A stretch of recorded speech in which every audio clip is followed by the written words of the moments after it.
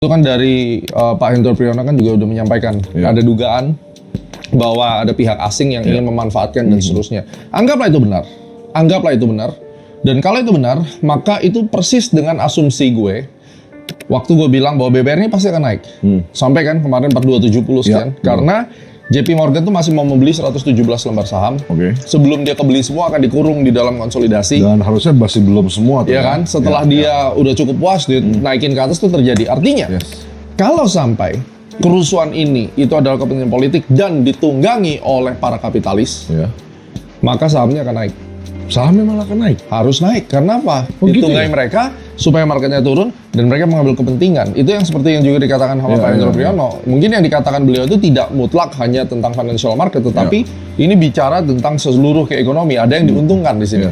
Tapi mungkin ya, logik itu nggak dapet Pak. Kenapa ada isu politik, isu tentang ekonomi dan masyarakat, tapi marketnya malah naik gitu loh? Naik tuh setelah turun dong. Oh, dia dihempas dulu ke bawah. Lalu ini orang-orang fund-fund gede yang menjadi dalang, itu kan mereka kolek semua di bawah. Terus kedua, people power itu bagus atau jelek? Nah, ini yang penting. Kalau people power yang asli, itu tidak akan seperti tahun 98. 98 itu ada dalangnya. Ada dalangnya. Negara lain, negara dikuasa yang ingin menggulingkan Pak Harto karena pada saat itu diduga tidak bisa terima dengan decision Pak Harto bernegosiasi atau berhubungan bilateral dengan Rusia tentang senjata. Karena waktu itu kita diembargo. Saya udah ngeliat data yang 18 Maret.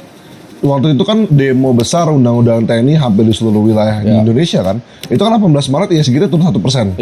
Tapi after daripada demo ini kan kita ditunggangi sama isu trade war. Terus langsung marketnya jebol. Itu kan ini kan dua hal yang berbeda. Oh, berarti nggak bisa dijadikan satu story yang sama. Karena sekarang penggiringan opini adalah ini market bisa hancur nggak, ekonomi hancur nggak, ini akan menjadi 98 nggak, ntar dulu.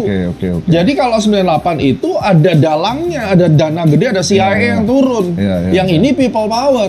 Mungkin yang dalangnya juga ada, tapi bukan yang kayak Indonesia harus disikat. Karena mereka ngirim George Soros dulu waktu itu. Thailand dulu yang kena. Habis itu masuk ke Indonesia kan dibantai tuh. Ini kan bukan. Soalnya ada rame juga isu di luar sana, ada yang bahas ini dalangnya George Soros juga. Iya, kalaupun itu memang George Soros pun, ya katakan apa tujuannya gitu. Terbukti di Expo juga di situ-situ aja. Ya tidak ada satu gejolak yang dia sampai naik. Karena kalau mau membuat mata uang yang lemah kan dia harus dipukul. Dan USD/IDR juga 16.300 kan. Iya kan gitu-gitu aja gitu ya. Aja. Jadi artinya tidak ada tangan-tangan dari negara yang secara official ingin memperak-perakkan atau menjatuhkan Pak Prabowo. Tahun 98 itu Pak Harto mau dijatuhin.